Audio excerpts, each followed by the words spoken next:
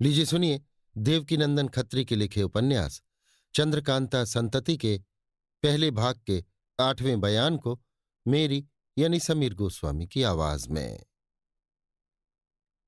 अब थोड़ा सा हाल शिवदत्त गढ़ का भी लेख कर देना मुनासिब मालूम होता है। ये हम पहले लिख चुके हैं कि महाराज शिवदत्त को एक लड़का और एक लड़की भी हुई थी। इस समय लड़के की उम्र, जिसका नाम भीमसेन है, 18 वर्ष की हो गई थी, पर लड़की किशोरी की उम्र अभी 15 वर्ष से ज्यादा न होगी।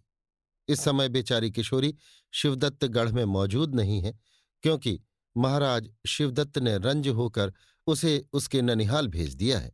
रंज होने का कारण हम यहां पर नहीं लिखते, क्योंकि ये बहुत पेचीदी बात है, खुलते खुलते खुल जाएगी।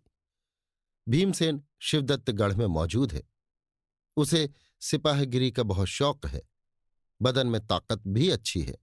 तलवार, खंजर, नेजा, तीर, गदा इत्यादि चलाने में होशियार और राजकाज के मामले में भी तेज है, मगर अपने पिता महाराज शिवदत्त की चाल को पसंद नहीं करता। पर फिर भी महाराज शिवदत्त को उससे बहुत ही ज्यादा प्रेम है।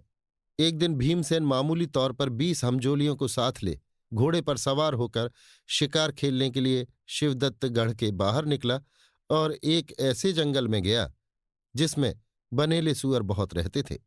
उसका इरादा भी यही था कि घोड़ा दौड़ाकर बर्छे से सूअर को मारे। जंगल में घूमने फिरने लगे। एक ताकतवर और मजबूत सूअर भीमसेन की बगल से होता हुआ पूरब की तरफ भागा।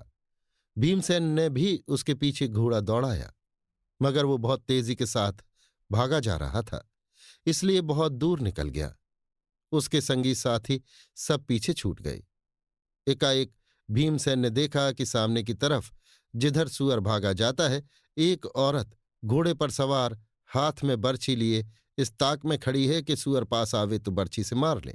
जब सूअर ऐसे ठिकाने पहुंचा जहां से वो औरत इतनी दूर रह गई जितनी दूर उसके पीछे भीमसेन था, वो बाईं तरफ को मुड़ा और पहले से ज्यादा तेजी के साथ भागा। भीमसेन और वो औरत दोनों ही ने उसके पीछे घोड़ा फेंका, मगर भीमसेन से पहले उस औरत ने पहुंचकर बर्छी मारी, जिसके लगते ही वो सूअर गिरा।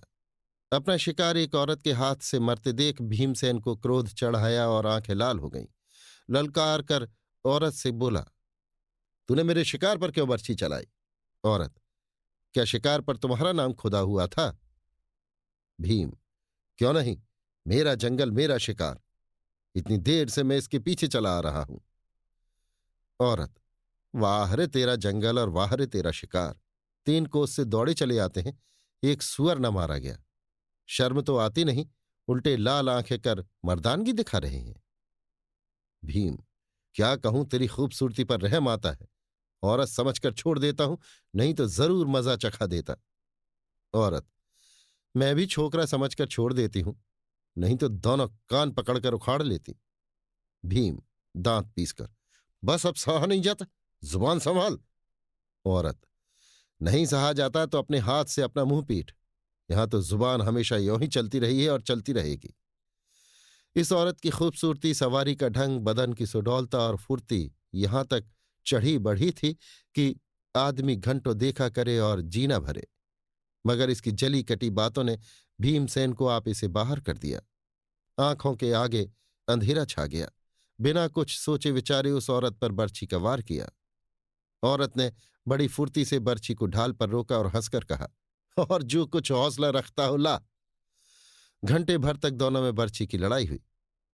इस समय अगर कोई इस फन का उस्ताद होता तो उस औरत की फुर्ती देख बेशक खुश हो जाता और वाह वाह या शाबाश कहे बिना न रहता।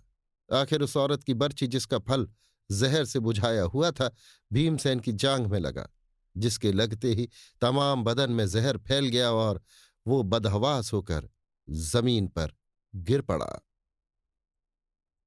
अभी आप सुन रहे थे देवकीनंदन खत्री के लिखे उपन्यास चंद्रकांता संतति के पहले भाग के 8वें बयान को मेरी यानी समीर गोस्वामी की आवाज में।